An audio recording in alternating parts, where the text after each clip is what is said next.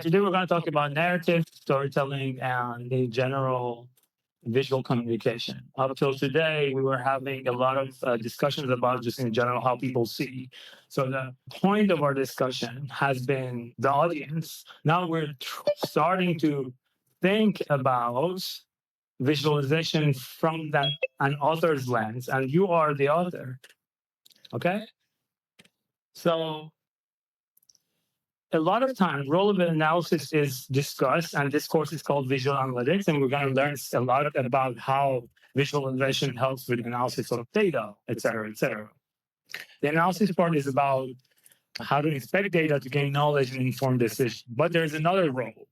That role is communication, basically to disseminate or inform about findings from data. Actually, this is the part that I'm really excited about more recently. A lot of times you want to tell a story, you want to make a TikTok about something you're excited about. You can use visualization to help people better understand something that you want to talk about.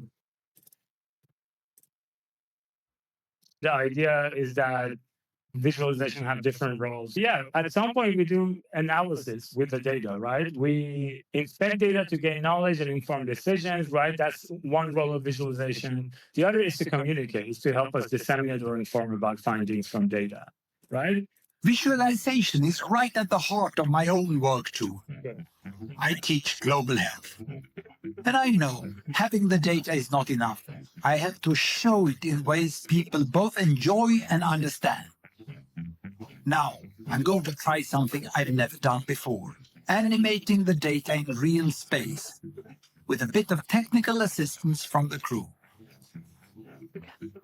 So, here we go. First, an axis for health. Life expectancy, from 25 years to 75 years. And down here, an axis for wealth, income per person, $400, $4,000, and $40,000. So down here is poor and sick, and up here is rich and healthy. Now, I'm going to show you the world 200 years ago, in 1810. Here come all the countries. Europe brown, Asia red, Middle East green, Africa south of Sahara blue, and the Americas yellow. And the size of the country bubbles show the size of the population. And in 1810, it was pretty crowded down there, wasn't it? All countries were sick and poor. Life expectancy were below 40 in all countries. And only the UK and the Netherlands were slightly better off, but not much. And now, why start the world? The Industrial Revolution makes countries in Europe and elsewhere move away from the rest. But the colonized countries in Asia and Africa, they are stuck down there. And eventually, the Western countries get healthier and healthier. And now we slow down to show the impact of the First World War and the Spanish flu epidemic. What a... While you're watching, I want you to think about what's... And now I speed up through the 1920s and the 1930s. And in spite of the Great Depression, Western countries forge on towards greater wealth and health. Japan and some others try to follow, but most countries stay down here.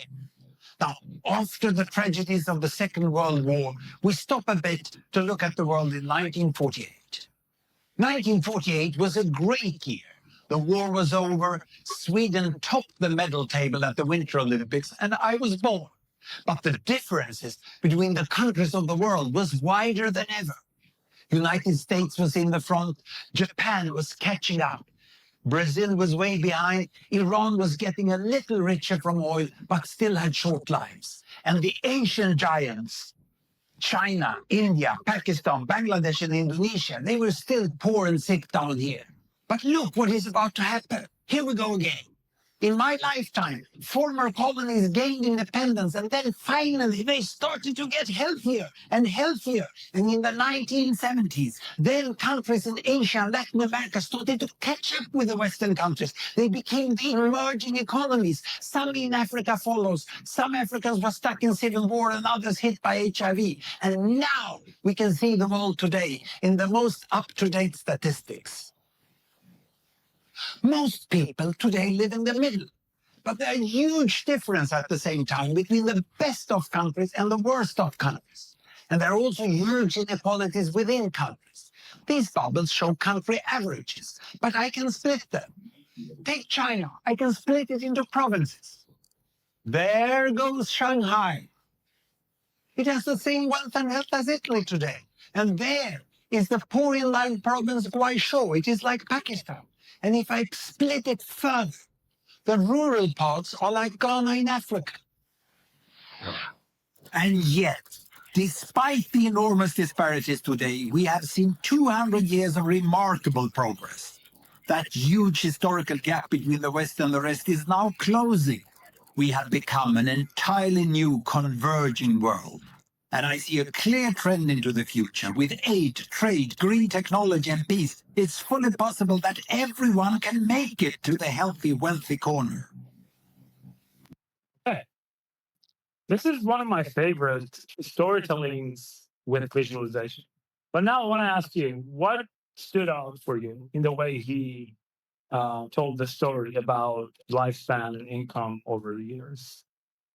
Feel free to type in chat.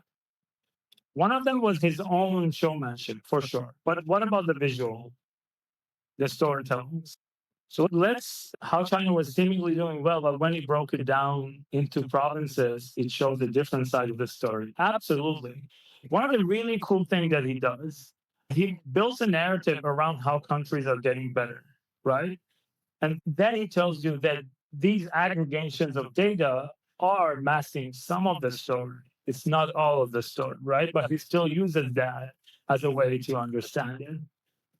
He highlights key years and countries to create a narrative. Absolutely. Not only helps to create a narrative, but also he helps you to understand what's happening visually. He teaches you very quickly how to read things.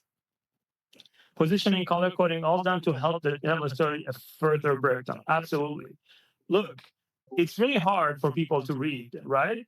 So he first says, oh, here is how you should read lifespan, right? He first teaches you. Then he says, oh, the x-axis is income.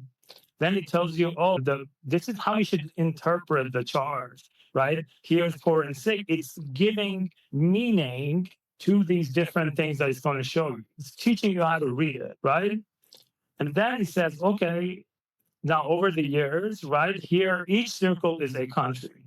It's doing all of that, explaining what the encoding is saying. The size of the circle equals population, so the user can read it. I want you to all think about how when you create visualizations, you should do all of this. These are all important things that you should do, especially in a narrative form, right? Then starts to explain what it means and then starts telling a story, right? And then pauses. It's so cool. Start giving you countries so that you know how, giving you countries that are interesting probably to you, countries that you know. He says Iran, he says Japan. He starts to interpret the spread of the data, how the things have shifted, right? He's doing some data analysis for you, right? Again, it's giving now bringing in world politics and geopolitics into here because it's separating out Europe versus Middle East and Asia and Africa. Like it's describing that there's differences in terms of these different places in the world, right? And then he goes and goes, describes how the data is being masked, and at the end, it concludes with a very interesting reading of the data. One which I don't agree. It's saying, oh, it's going up, but maybe it's just going there, and then there is the old plateau. Who knows? But he's making an interesting author-driven interpretation of the data, a positive interpretation of data. I think this is really useful to think about. Let's look at another video. The U.S. is a pretty rich country as far as countries go. While some people are apparently doing fine, most people I know seem pretty worried about money. 6 out of 10 people say they don't even have enough saved to cover a $500 emergency. So where is all this money? Is there a chart to help us find it? You've probably seen one like this that shows the distribution of wealth in the U.S. If not, load up on antidepressants and watch this video from a while back. I made my own version of this chart with data from the 2019 Survey of Consumer Finances. It shows the population of the United States broken into 100 groups sorted by net worth. Each of these groups is 1% of the population, or about 3.3 million people. Over here is their net worth, which is a bit of a tricky number, but it's basically how much you would have after you sold everything you own, like stocks, houses, and cars, and used it to pay back what you owe to banks, credit cards, and everyone else. So yeah, this is the chart that shows that most of the nation's wealth is held by only 1% of the population, while the other 99% clip coupons and try to make money on eBay. This is why you hear people talking about the 1% and the 99%. My problem with this chart isn't that it inspires outrage in a nihilistic sense that it bait as a cruel jester, laughing as we toil fruitlessly to inflate the power of an exploitative ruling class that seems hell-bent on leading us down the path of endless conflict and eventual extinction. My problem is that the number used to represent the 99% is a median net worth, which means half the people in here have more money than this number, and the other half have less money. For every other group, you can tell when the number maxes out, because if it gets too high, it gets sorted into the next group up. This last 1%, though, we don't really know the highest net worth because there is no next group up. You might have heard people say, it's actually not the 1% who hold all the wealth, more like 0.01%. So let's do some advanced data research to see if we can add some detail to this last column. Let's take a look at our new chart to see where all this American abundance is hiding. It sure isn't here in the lowest 50%. That's only 3% of the wealth. This section represents 166 million people, with net worths ranging from $100,000 in debt up to a fairly comfortable lifestyle of $121,000. These feel like most of the people I come across. When we zoom out to 90% of the population, you start to spot a few millionaires.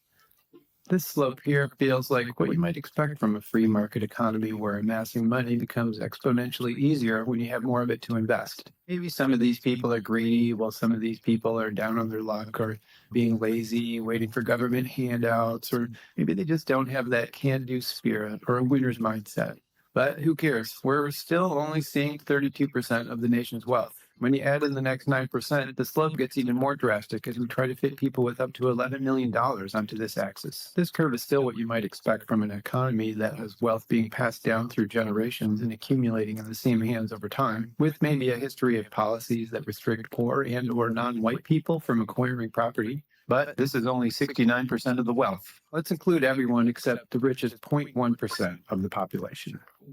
Now this is just screwing everything up. The scale has to reach up to $51 million, which means 98% of the people don't even make it to the first line on the grid. And if we're being accurate, these people shouldn't even be visible at this scale. Not sure if this is a glitch, but I'm going to go ahead and leave this 1 pixel line here just to remind people we exist. So here we've got 99.9% of the population, but the chart is still short by 13%. Normally I'd let that slide, but it's more than quadruple the amount held by half the country. Up till now, we've been using the same old medians in the lower brackets, but now that we've got more data for the 99th percentile, let's see what happens when we include everyone. At this all-encompassing scale, the visible slope symbolizing the steep but climbable path from rags to riches is now gone, replaced by a meaningless void. Is our chart so broken that it's showing nothing of interest, or is it actually telling the whole story of American affluence, and it's so bleak that it's better to just ignore it? If we're searching for the last 13% of American wealth, it must be somewhere in this line. It's just as empty and meaningless as before, even for the top 0.1%. Nobody except a few people at the end even register on the scale. Since the scale is now in billions of dollars, let's take a look at the billionaires. Now we're only looking at 720 people. This isn't the 1% or the 0.01%. This is 0.2%, holding more wealth than half the country combined.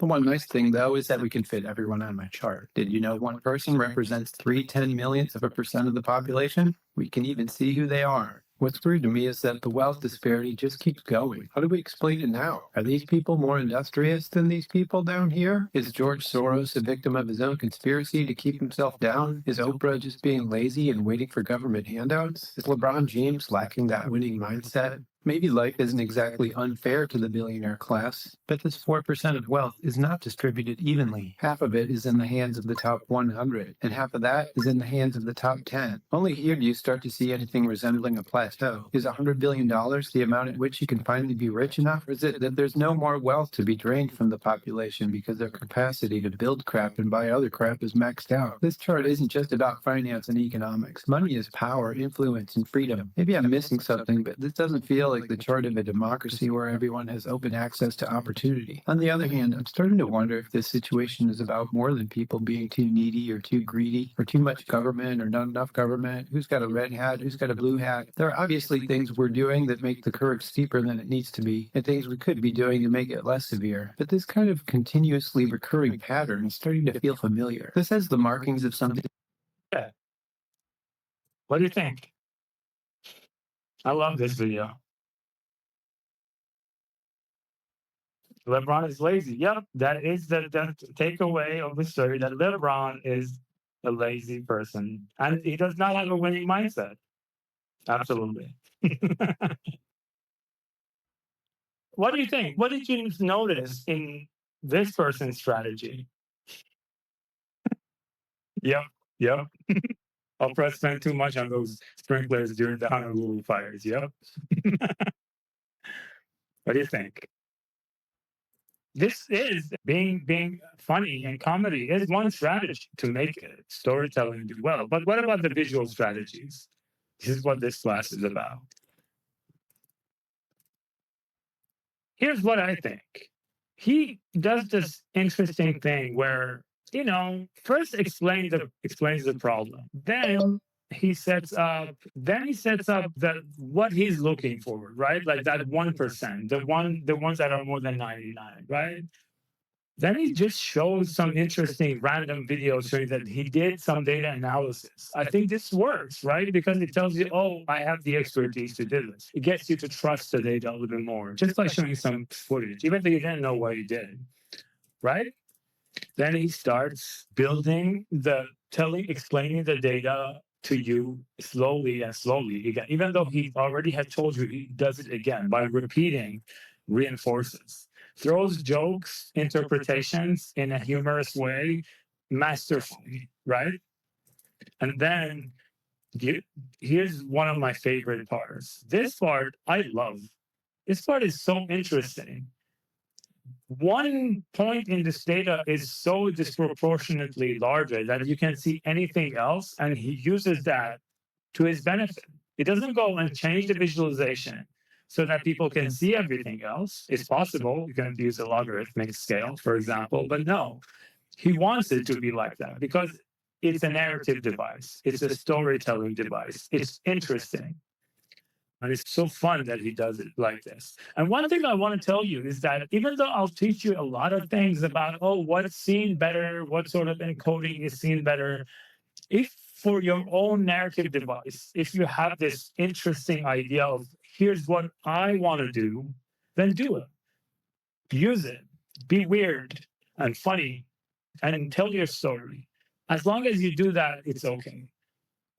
A lot of the things that I'll teach you in this class as well are for those everyday PowerPoint presentation types of storytellings that are so important. Cool. Any questions? Last questions. I just want to see, what do you think this chart means? What story is this chart telling? So you think this shows a housing crisis? This chart. Okay. So this is I think this is something this chart is trying to say. There are more immigrants coming to BC and not enough rentals. Okay. I'm not going to give you the answer. I think, first of all, the problems that we have in BC are probably have something to do with immigration. But there are issues with how this chart is representing, and we're going to get there. What I will ask you to do is take this chart later from the video and try to think what's wrong with it. Whoever does it gets extra grades, extra to the 5% extra. Figure out what's wrong with it. What type of misrepresentation is doing, and then we'll talk later in a later session. But I agree. I think the story that this chart is trying to give is that there are more immigrants coming to BC and not enough rental. There you go. There are some cutoff problems. You're all getting there. You're remembering some of the lectures. There's more. There's more to this, right? Think about it, and then we'll talk. So this idea of storytelling is a way to structure information, right? These visualizations have always been used to communicate, even though a lot of times we think of them as ways of data exploration, right? They're easier to understand than just lists, right? And then there are ways for us to communicate more deep data problems like uncertainty and conflicts in ideas, and also resolve those, right?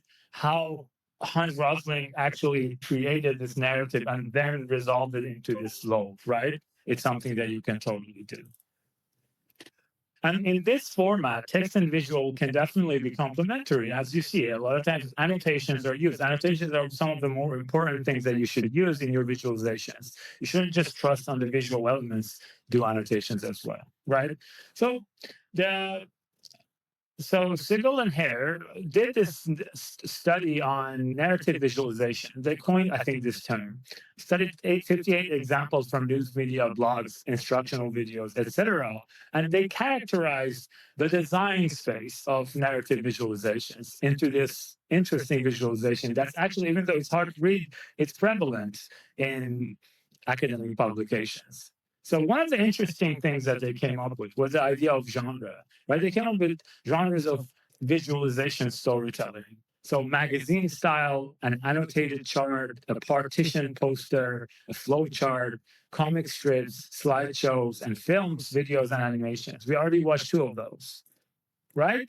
So these are some of the things that we talked about. Annotated chart, we've seen annotated is something that's already used a lot in this format. And a lot of these genres are mix and match, right? And they identify some tactics that are visual. For example, highlighting by making something bold, making something more prevalent. Whoever's taken 235 might seem that this is just a very important visual tactic. But also, you can also use transitions like a normal slideshow. What I like how I'm doing things, where I don't show you every slide right away. I create transitions so your eyes can move from one part to the other, so I can tell more my story visually and more interestingly. So identify some of these tactics. And then here's one of the weird tactics that I like, and it goes to that notion of breaking the mold of visualization that I'd like to just add is that I think just one interesting tactic that you can think about that is addition to the ones that are in the paper and you have access to it, you should read it, is just being bold. To me, bold in a sense of doing crazy things with the visualizations. And this is Du Bois. I've already shown this to you, and this is one of my favorite examples, right? So one of the other interesting tactics that we can use are ordering of information. I was about to show you this, but the New York Times version of this is broken. So just trust me that this chart explains the data by giving you like an ordered way of reading the data. You can click on it. I can show you that it's broken, but later, right? But it also does annotations, right? It tells you how to read it. And then it's also interactive. It gives you the time and space to do the things. And these are the things that we're going to learn, the techniques to use this, right? So going back, a lot of times we can think of stories as author-driven or reader-driven, right? Okay, give people the ability to look at multiple ways of ordering the data. You can reduce the amount of messaging that we give them. It's more open, it's more interactive, it's still storytelling. And the author-driven ones, that end of the spectrum is prescribed ordering, stronger messaging, and limited interactivity. And these are things that come together, right? But as I said, these are mixed and matched together. Some patterns emerge, right? One of them is the martini glass, where you start by like a narrow author-driven way of doing things, and then you give interactivity and you allow people to explore the data, right? One of the other pattern was an interactive slideshow where you give people this click where they can like edit many websites, right? And then there's also this notion of drill down story, where you give like this overview of different bits of the story, and then you get people to move down to the details and get more out of it. So now moving away from those tactics, can someone tell me, this is the organizational chart of the House Democrats' health plan in the United States. What do you think is the story of this visualization? That healthcare is complicated. Yep, complicated. It's also, it's just way too, it's a mess. They aren't actually organized. Very good. I think this is what this chart is trying to say. It's super messy. I think what they're trying to do is to say that, hey, the House Democrats' health plan is just a bureaucratic hell. But this is the same data of the same organization. It's the same data. It shows complexity, but it shows an organized complexity. It tells you that someone else could visualize this data without even having to tell you anything, to tell a different story, to send subliminally a different message that, hey, there's complicated, but it's organized, it's very structured. This actually gives me an organized feeling. This gets into the notion of rhetoric. Rhetoric is the idea that an interpretation arises from a representation, just what we did right now. And there are associations that are suggested but not explicitly shown. So that visualization infers there was no explicit mention of complexity, but you would make that interpretation from this, right? And frame effect is another related idea, is that you can frame a story. And if you think about, you might find a lot of examples in the Israel-Palestine issue that we're facing, right? Because you see a lot of different ways the same story is being told. Regardless of which side you're taking, I'm on the side of Palestinians, but whatever you fancy, it is the way that everyone does this framing that is of interest on this class. This is what you should think about. Small changes in the presentation of how the data is made can result in significant changes in opinion. So there's work on this. Hallman et al. Did this work with 51 professionally produced narrative visualizations, New York Times, BBC, Economist, etc. And they did this iterative or qualitative codings, seeded scheme with semiotics and some persuasion concepts. They came up with some taxonomy of rhetorical strategies, right? One of the interesting ones was through information access. And let me also explain that they came up with these two layers, right, in their taxonomy, this rhetorical categories and these editorial layers. Editorial layers are the things that you do with data. These rhetorical categories are things that you can manipulate with in terms of how you frame the story, right? So, for example, one thing that comes up here is that omission can happen, right? You can see what variables are presented and what not. As an author, you can do that, right? So you're doing information access, and then you can omit data by omitting actual data, by using visual representation that masks something, or through interactivity. Let's see if this works. So here's one example of how interactivity can just help you tell a story, and also it's be used as a rhetorical device, right? These are shootings in the United States, in Chicago, right? You see, there's a lot of red. It's everywhere, right? It's already telling a story, and then you click Los Angeles, it's the same. You click on Philadelphia, it's the same, right? And you can then overlay it with race, and you can see the changes in it. And just through these beats of the story, a certain narrative, a certain framing is built for you. This is a really interesting way of you presenting information. Here's another one. This is actually doing a simulation of data. They built a game out of some data visualization. It's about racial disparities. Here you can see that it's a very fun simulation that you can see that how much people would need to have people similar to them around them to be happy. So this triangle is unhappy because it's around squares. But if you have a few triangles around you, you'll be happy. By setting up this simulation and then show you how this works, it tells you that all segregations in cities can happen too. It's beautiful. It's such an interesting, and then it allows you to play the game. So it says if only there's less than 30%, if you want people, let's look at a new board. Not working. Anyways, check it out. It's called Parable of Polygons. And this is how it shows you that that segregation is an interesting phenomenon, that it doesn't really need racism for it to happen, essentially. So there are other things that we can do. We can, by by annotating sources, explaining methodology, expectations, doing corrections, and acknowledging uncertainty, we can improve information access, because these are some problems with the data, right? There are other things. For example, there's provenance. For example, is something that you should think about. Just to think that person where he went ahead and showed how he created the data is a type of provenance, right? It helps you trust that information. And there are many other strategies. I've shared that paper with you. Please take a look.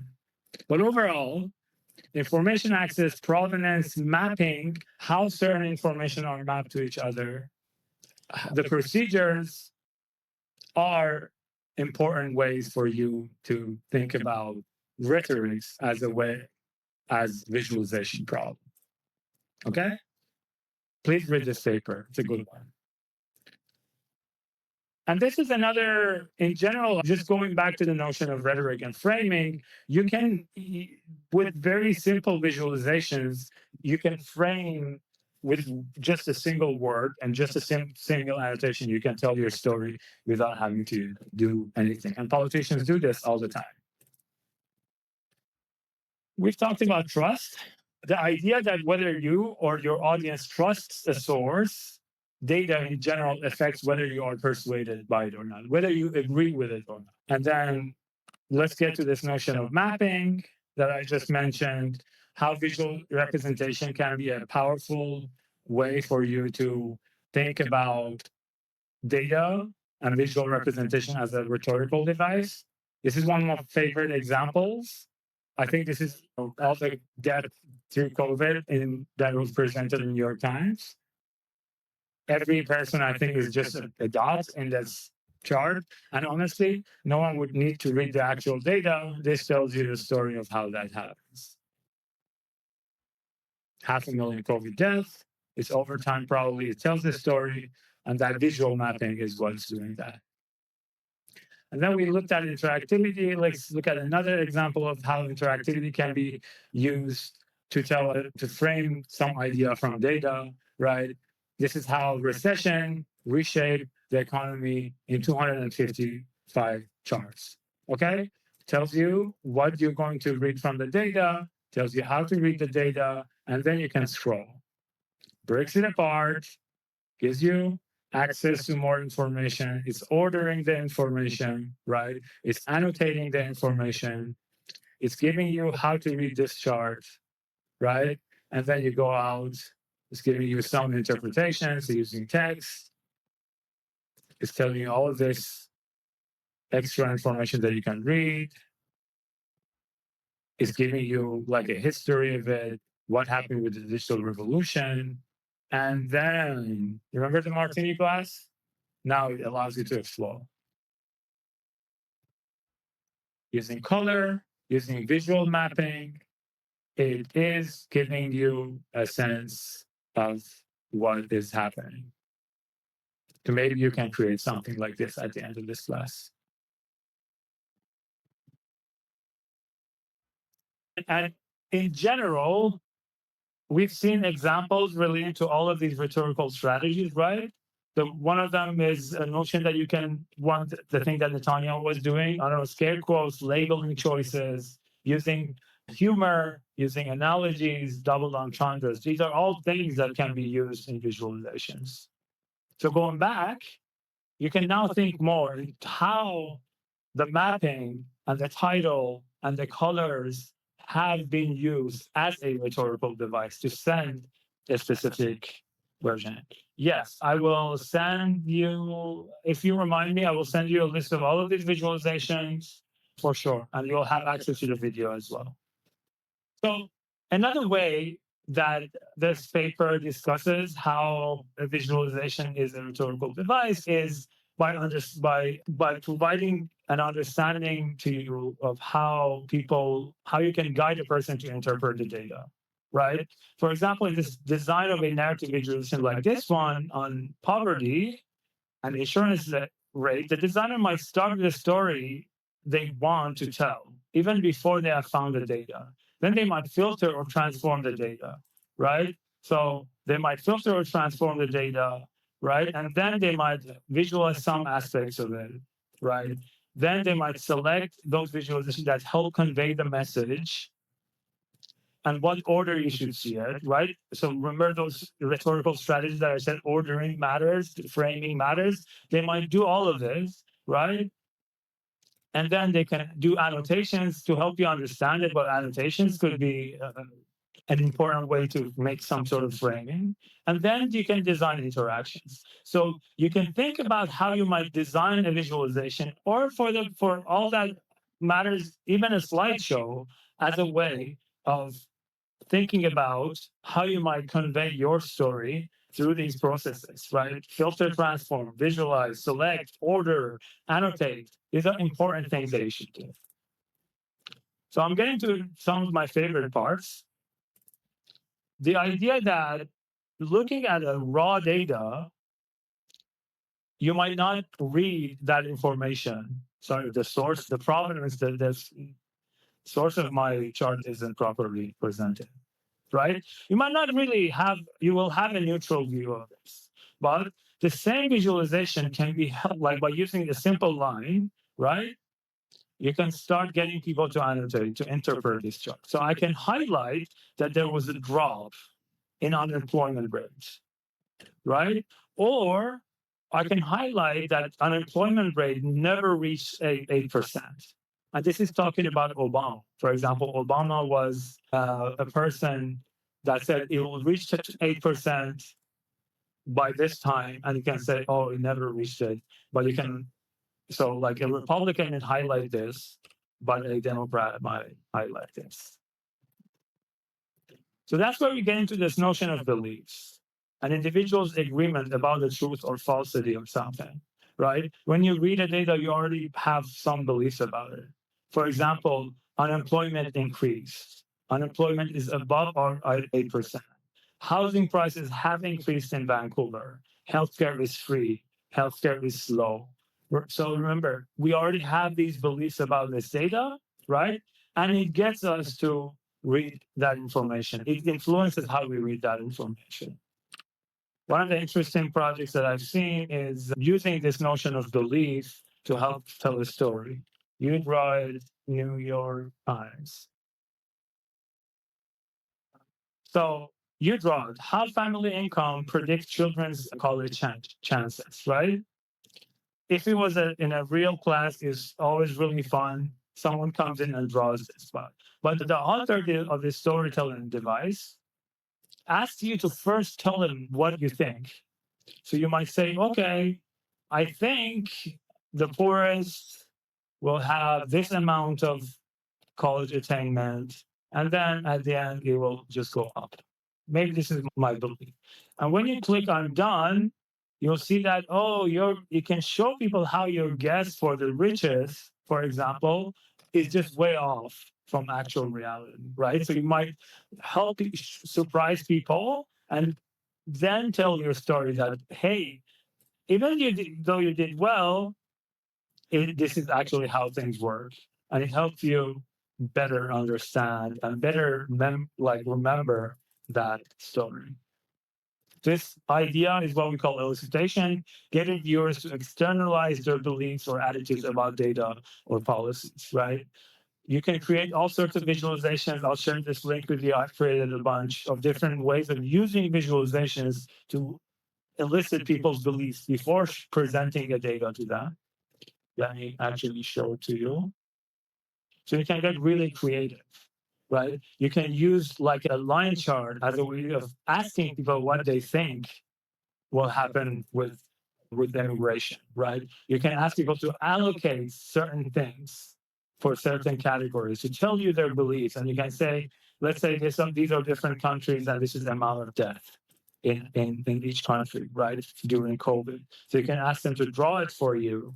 And then you can say, oh no, this was not the actual way of doing things. You can ask them to draw balls, make like icon charts. So all of the things you might learn in P5JS or interactivity works here. You can do all sorts of interesting things that are still using visualizations. And then yet they are now reversing how visualizations are done. Instead of you presenting data, you're asking people to give you data so you can compare, you can contrast, and then do things.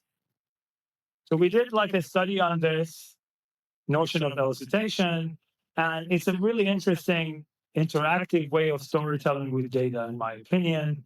And we show you like in this paper that, you know, like thinking about whose beliefs you're thinking about, right? When you're eliciting someone's beliefs, why you're doing this, and what type of data you're using is a starting point of using such devices.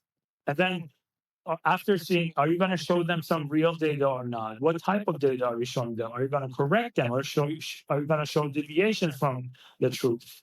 And then there's a lot of interesting ways. So you can check this paper and see how you might use. One of your classmates, like your colleagues from last year, did some really cool visualizations with elicitations about drug prices.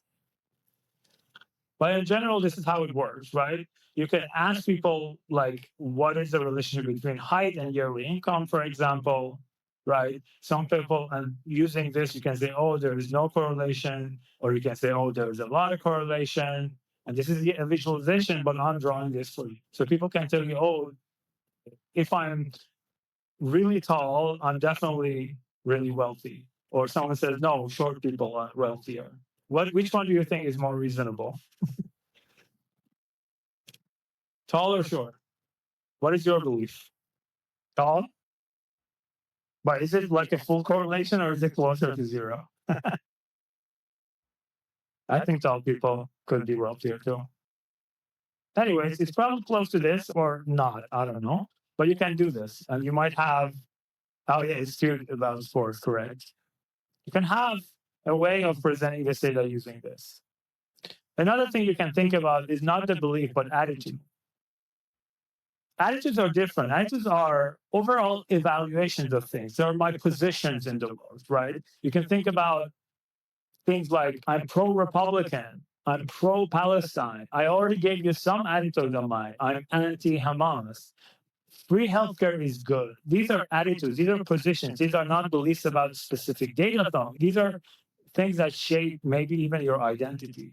Liberals make the economy worse. Conservatives care about the rich. These are attitudes we have. And the thing I want you to think about is that these also influence how people interpret and care about your data. So if you're doing data presentations, you might want to do things. A lot of social media is built on this idea that, hey, I get all them liberals angry, or I get all them lefties or commies or right wings, or all of these labels that we have. You can do that, but I think you shouldn't, right? I think we should try to get people to converse more, right? So maybe you find out a strategy, as y'all probably are really good designers, to actually get people to consider other people's opinions, similar to what I just showed you about different lenses of how they impact the way you read it. So in general, our existing beliefs and attitudes impact how we read data. And when you design your visualizations, I really think you should take that into account. There's something recently, I'm going to present it if I can get my visa, is that we asked people who are identified as Democrats or Republicans to rate the other party's views first. And then after they rated the other party's views about political violence, a lot of them end up saying, oh, if I'm a Democrat, I think Republicans are just way worse than they are. Usually this happens. You have a more extreme view of the out party than the in party, right? And then you show them data of different encodings and different visualizations. And when people see that the others that we call like liberals, conservatives, Republicans, they're not as extreme as you think, they end up just being less extreme themselves as well. Their ideas about like world, like craziness in the world and like sectarianism gets reduced. And this might be a way for you to do things that can get us a little bit away from this world that we have. So I'll share, if you're interested, let me know. I'll share this paper with you as well. So again, the last thing I want to mention to you is that when you read these charts, especially when it comes to the 2024 elections, in Canada we had some, you see a lot of these lines. You're going to see them every 4 years or however many years there's elections here, right? But one thing you should remember is that many of these charts are masking uncertainty. Like a lot of these lines are statistical models. There are things that come with lack of, these are actual like predictions, and they don't really sometimes show you the uncertainty. Not only that, sometimes even if you show the uncertainty to people, you might, they might not see it, they might not understand it. So it's a tough problem. So we have uncertainty in data. We also have people with uncertainty. People might just not be sure about their own ideas. So sometimes it's important and ethical to communicate uncertainty inherent in the data. But sometimes it might backfire. So if you show uncertainty, a lot of the uncertainty in the COVID vaccines, about COVID vaccines, then people might say, oh, they're not sure. But maybe that's the ethical thing to do. I'll let you decide. Remember how this was being this kept going on, and people were close sometimes, but this type of visualization is not really showing the uncertainty inherent in the data. It influences politics. It creates clicks. It's rage inducing. It's unfortunate, but maybe in a more ethical communication world, we could have done things better. But the idea is that this is how things are, right? When you see these two lines away from each other, they're actually, in our estimates, they're just about the same. You can't say that one is ahead, but people see that 44% and they say weekends are ahead. So I have some links for you that you can look at later. I'll share them with you. And this is one of my favorite presidential Plimco. Let's look at it. So instead of doing presentations as like numbers, they tell a really interesting story. They say each ball is an outcome, and people know how Plimkas work, right? So it says based on this, 2 out of whatever number of balls happening with economists, Trump wins, and then X out of the rest is Biden. It's giving you a better uncertainty representation, in my opinion. Because now you see, I think when you see these three, you say, oh, it might happen, right? But if you see that 98%, that 98 is just very, very scary. And here are some ways to lie with the data. This one is telling you that average age death of popular musician was genre sex. It's just a crazy chart. Like, it's so funny that it's like for hip hop, if you look at it, you'll see there's just so many things wrong with it. It's crazy. It's telling that, yeah, exactly. And then you can do dual axis charts like the one that I showed you. This is like a big no-no for immigration share and housing prices. Remember, if I told you we'll come back to this, actually, this is how things are. The reality, right? It's closer to reality is that immigration share hasn't increased much. Housing prices have increased. So maybe there's other reasons for housing crisis in the US or in Canada, right? So with a different representation, you can do different things, right? And people write these sorts of headlines and they say they prove, but they don't. Right? Remember this one about differences between charts? Differences between using broken axis, like it starts from 34. This is how it actually is. Right? It just is less effective. I went ahead and just created this chart for you, right? It's just way less effective if you do this, right? This is lying with the data. This chart is one of the craziest. 0 is here and 800 is here. They did this because, hey, it just looks like it's decreased because it's coming down. People are not going to read it. But the actuality is, after Florida enacted the stand your own ground law, there's more death. But they just did this. It's a rhetorical device. It's crazy. This is one of the craziest examples I've seen in my life. Right?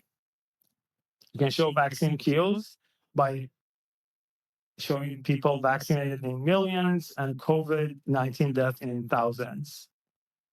Right? But one thing you should remember is that anything in populated areas will be correlated with the number of people in that area, right? So actually, the way you should do things is that people vaccinated, the percentage of them, and weekly deaths. So you would normalize that data to actually say whether something is more effective or not. Okay. That's enough for today. I will have a lot of examples for you. I will share in terms of how you do better storytellings, but I promise 1 hour, and that's enough. And I'll send you a little bit of a video later with those examples.